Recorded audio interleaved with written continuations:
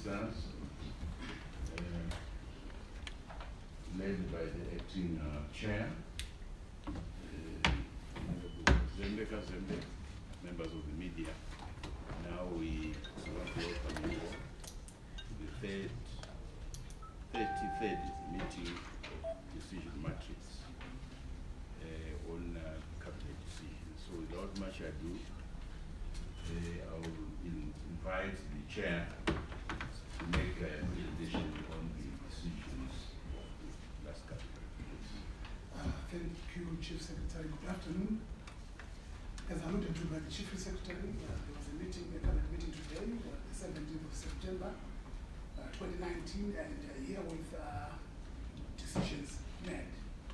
The first item, Cabinet considered and approved Zimbabwe's report to the African Commission on Human and People's Rights, which was presented by the Minister of Justice, Legal and Parliamentary Affairs.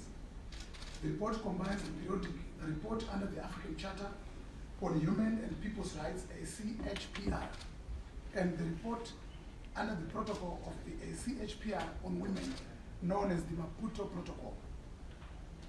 The combined report, due to be presented to the African Commission on Human and People's Rights in October or November 2019, highlights the progress the country has made in promoting and protecting the human rights of Zimbabweans since 2007, as well as the measures taken to meet the Maputo Protocol obligations.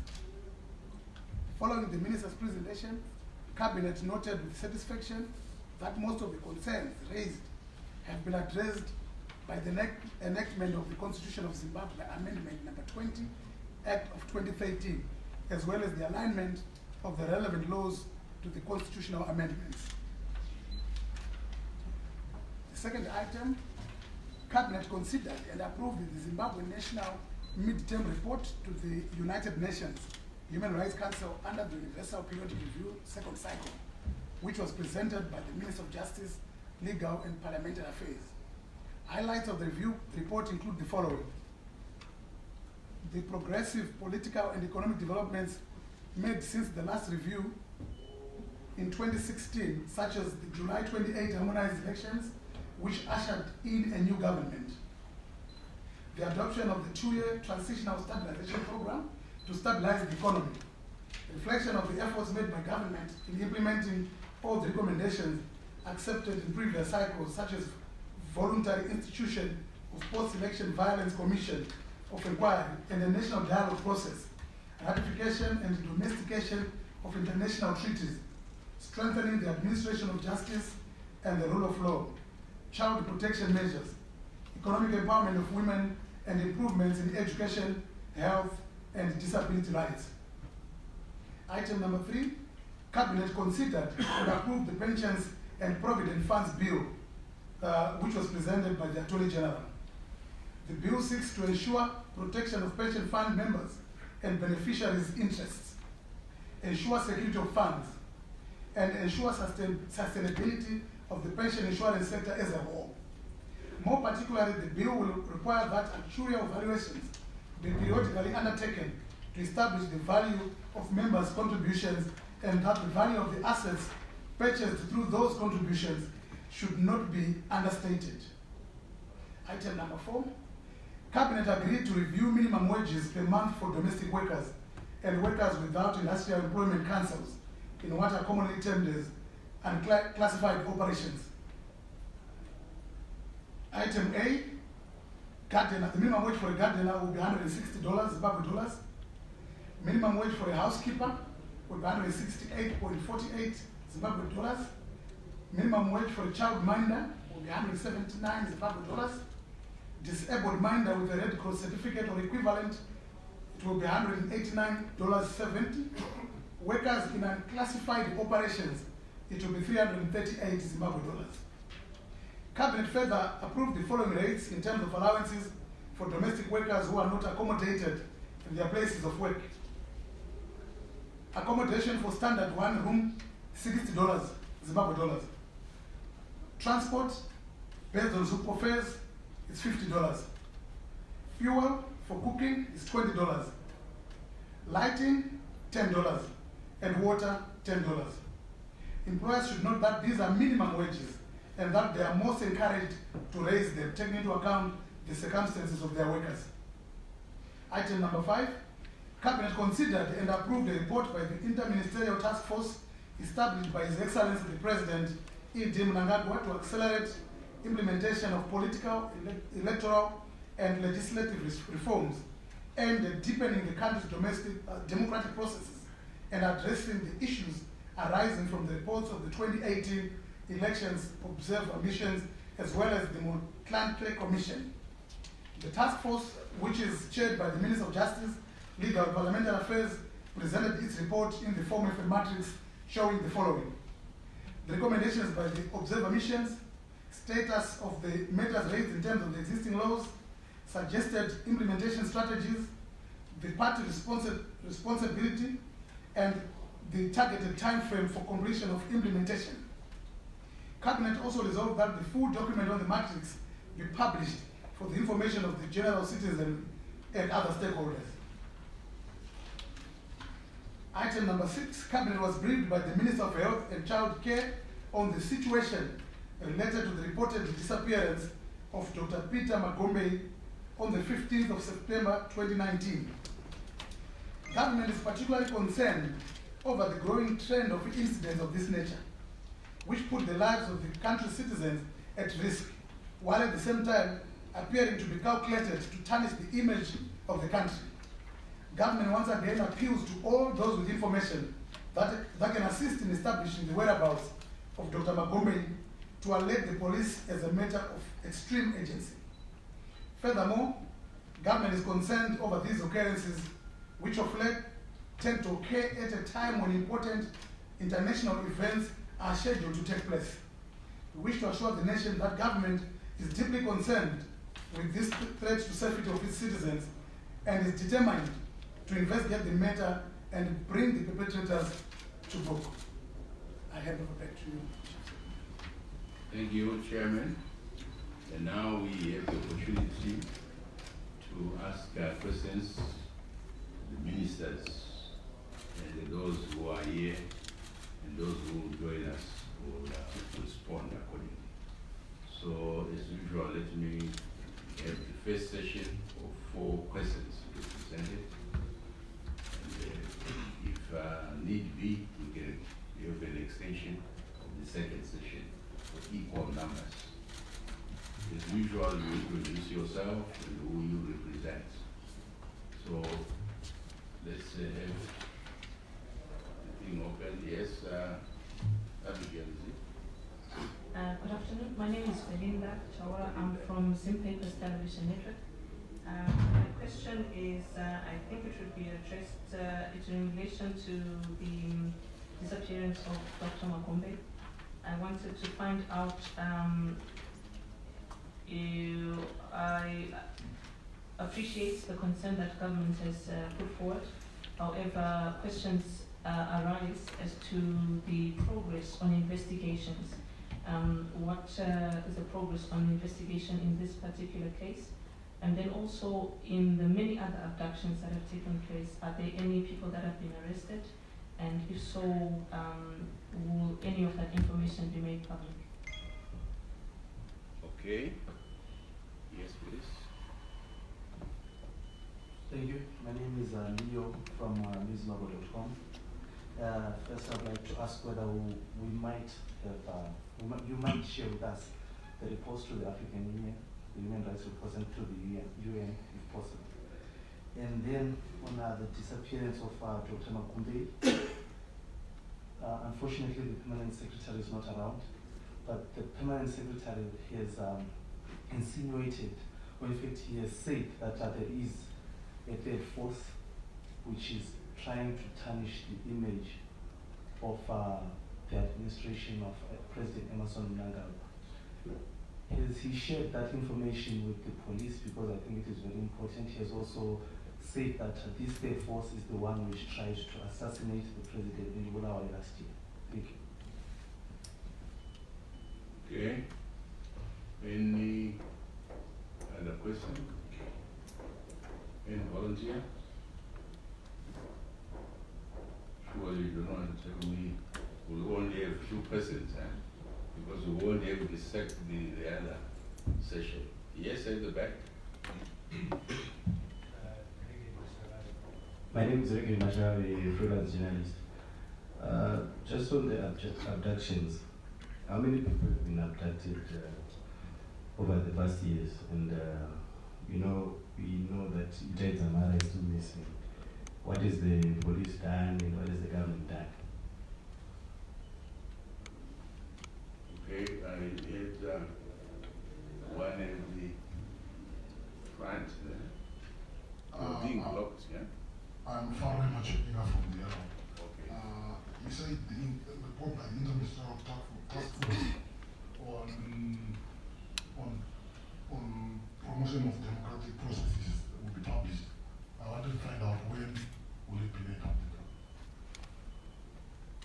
Right, so that is the first round. So I get back to the acting chair to conduct the responses. Thank you very much, and I want to thank the journalists for those pertinent questions. It's unfortunate that the other ministers are here to join us, but I'm sure those that are here will try and assist as much as we can. On the first question by Linda about the disappearance of Dr. Magombe and the progress that has been made and any progress made with regards to other disappearances, I prefer to call them disappearances because unless if we have evidence, clear evidence that somebody was indeed, there was indeed an abduction, it would be very unfair to conclude that there was an abduction. Now coming back to the issue of the doctor that has been asked about, police, in fact, all our security forces are seized with this matter. Investigations are carrying on, thorough investigations for that matter. And as alluded to, government is equally concerned by this disappearance. And again, as mentioned in my statement, we are even more concerned that it would appear that some of these incidents are taking place every time there's a very important international conference about to take place, whether it's a mere coincidence or it's something else. But as government, government is going to leave no stone unturned to ensure that all these incidents are investigated and the truth is unearthed and the perpetrators are brought to book. I thank you on that one. As for the progress report on other disappearances, I'm aware that police are assist with investigations, and in due course, I'm sure they will also issue a statement with regards to the investigations. And the second question, the journalist asked if the reports that I alluded to earlier on human and people's rights can be availed. Yes, I think I mentioned it. They will be availed, they'll be made public. And then there was another question also with regards to the disappearance of the doctor and the statements that are alleged to have been made by the permanent secretary and whether he has informed police. Well, unfortunately, he's not yet responded, but I would like to think that if he has information to that, in that regard, he must have shared it with police. And how many people have been abducted? To be perfectly honest, I'm not very sure if I'm in a position to respond to that. That question would be best answered by probably Home Affairs. And like I alluded to earlier on, they will be presenting a press statement with regards to these issues of disappearance of people. So I'm sure that can be addressed.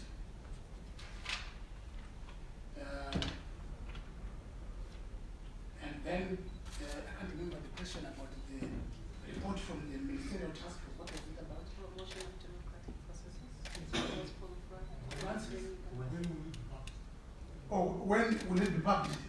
I am not, well, I'm sure it will be published very soon. It will definitely be before the end of this year, before December. Thank you very much. So we'll have the last round. Yes, please. Thank you. My name is Kosan Gomo from newspaper.com. Just want to make a follow-up with regards to the disappearance of Dr. Magombe. Today I visited together with my colleagues, we visited Gomo Hospital where doctors were protesting. And a number of them that we've talked to them, they've told us that they will not return to work until Magombe is returned. And now I just want to find out, is the government putting any measures? Because with this situation, with this position the doctors have adopted, they are public. I mean, the patients now are at a risk of losing lives. Yes, please. My name is John Kassim from Channel Africa SABC. I just wanted to find out from you, you hinted that there seemed to be a pattern whereby when something major is about to happen, then we hear reports of abductions or missing people, like you say. Considering from early this year, there have been numerous claims that people have gone missing. And surely this should be troubling the government. As you said, that it is also affecting those meetings and so forth. What has government done to make sure that whoever is doing this is arrested or investigated and so forth? Because government should not, maybe this is my thinking, just let it go like that if it is actually painting black the image of the government. Okay. Any additional? We can give you 2 more for those who are keen to ask.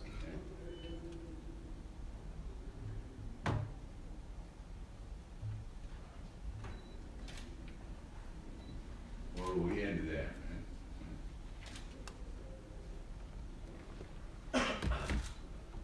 They at the back, I cannot see that. So it looks like we are ending here. So back to the chair so that we can give all the opportunity for those. Thank you very much. Maybe I can start by inviting my colleagues.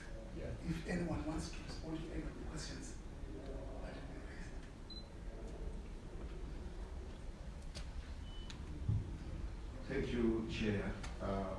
The question from COM relates to the demonstrating doctors and them actually saying that they will not return to work until the doctor has been returned. The only problem with that really is the fact that there could be an assumption that government is responsible. And that's the assumption that has been debunked here in terms of saying government is equally concerned about the disappearance of this doctor, and government is doing whatever is possible through the police, through the other security arms of government to investigate and find out exactly what happened to Dr. Magombe. The information about abduction of this specific individual is not information that government has. Government has information that he has disappeared, but there is no evidence to the effect that he was actually abducted. But that does not change the fact that government is really worried about it. The only thing that we can do right now is to appeal to the doctors to give the investigations a chance so that what actually happened to the doctor can be determined. Otherwise, continuing to demonstrate and implying that government was responsible, the state was responsible for this abduction is not really a tenable situation. So doctors should go back to work and give our investigation teams a chance to make sure that we can get to the bottom of what happened to this doctor. Thank you. Thank you, Honorable Minister.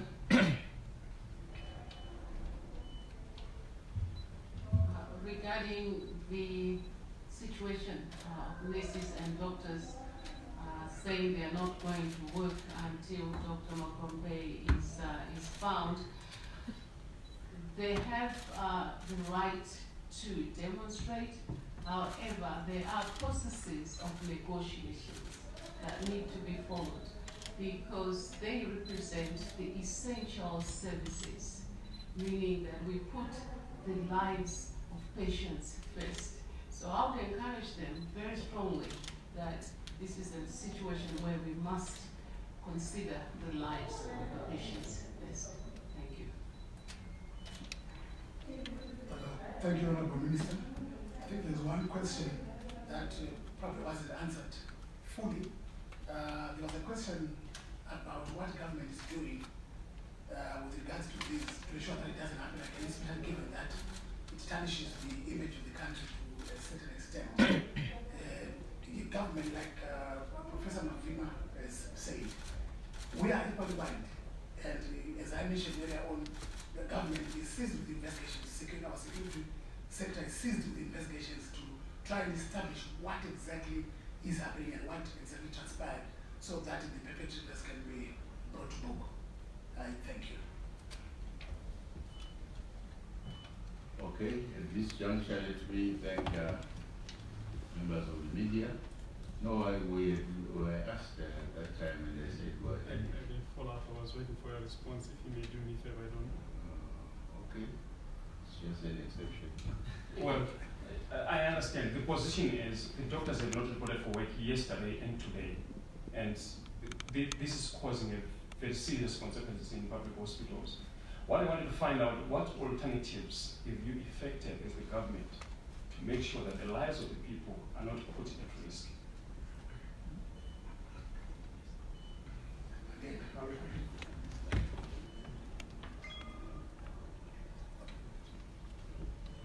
I'm aware that the Ministry of Health has they put up a number of measures to ensure that the situation does not affect the general citizenry. And in that regard, I'm aware also that is going to give to issue a press statement in due course. So on that note, let me thank members of the media until we meet next week. And also honorable ministers and honorable secretaries. Thank you very much. So we end here. Thank you. Thank you.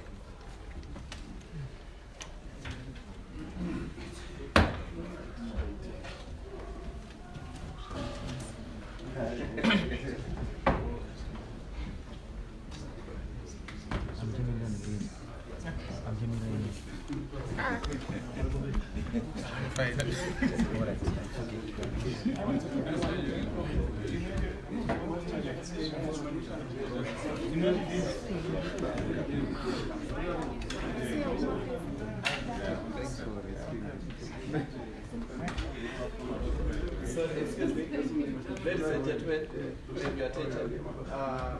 The Minister of Health and the Minister of Home Affairs are coming up here, so let's just take out for about 3 or 5 minutes. Come here.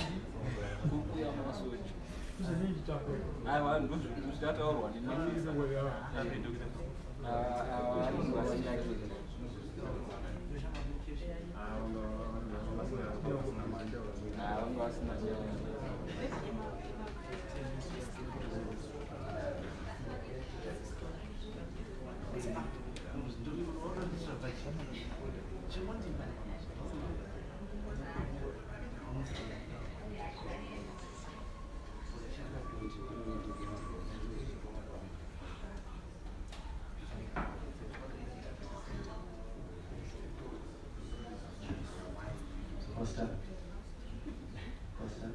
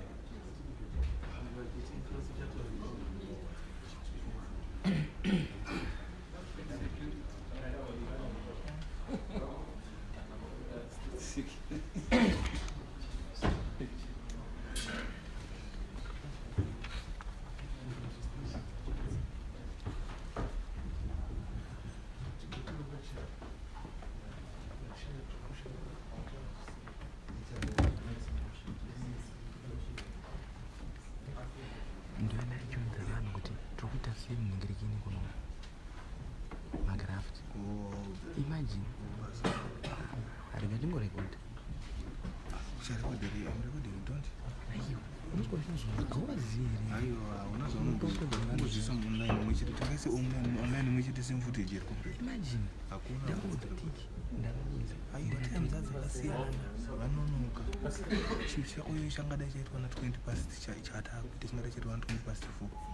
Into chikakuzomanisa.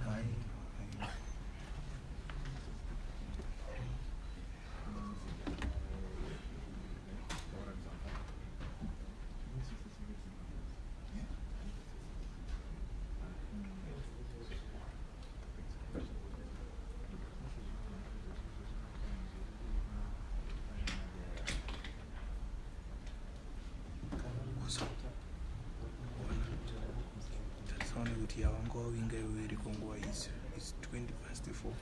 Cabinet brief at 8 and 5. Was bad.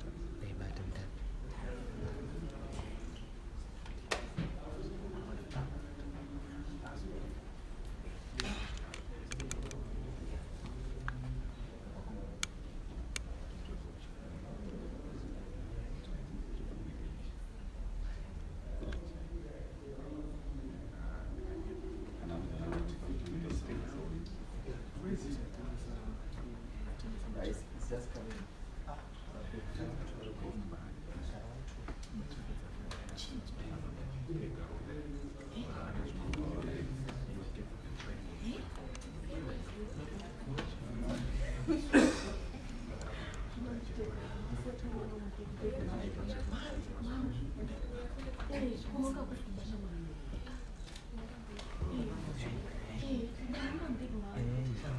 Already must speak at this.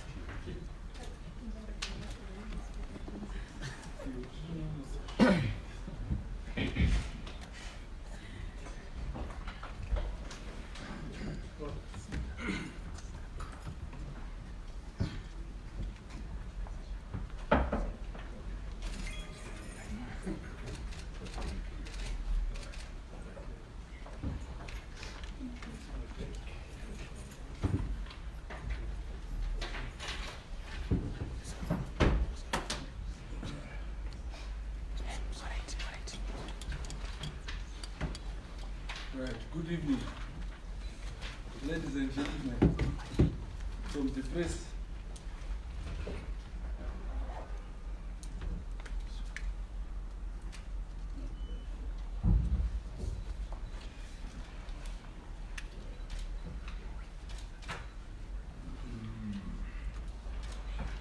Right, good evening, Zimbabweans. I am issuing this press statement following the reported disappearance of Dr. Magombe on 15 September 2019. As Minister of State for National Security, I have since directed members of the security forces to launch full-scale investigations into this matter. I am cognizant of the fact that such reports usually come ahead of major international conferences. I have also instructed the security forces to investigate whether or not a third force is involved.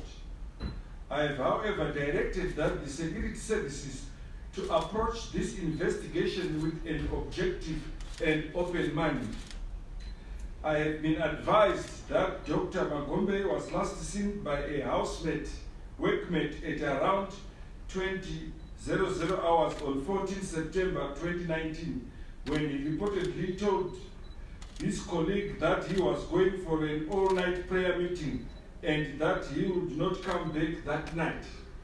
It was the same housemate, who reported Dr. Magombe's missing the following day around 10:00 hours.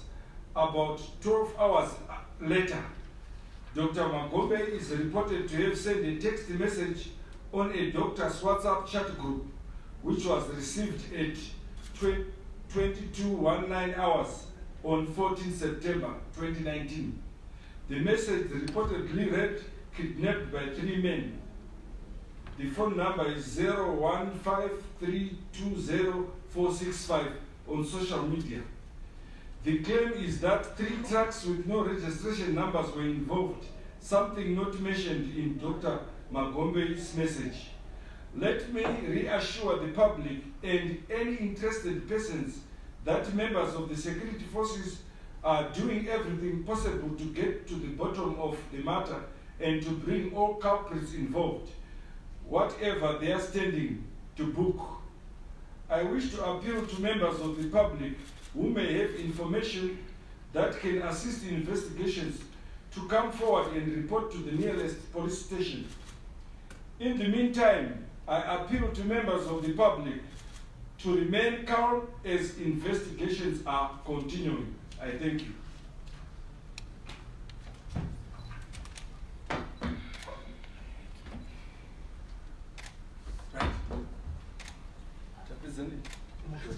No question. No, I'm not entertaining any questions.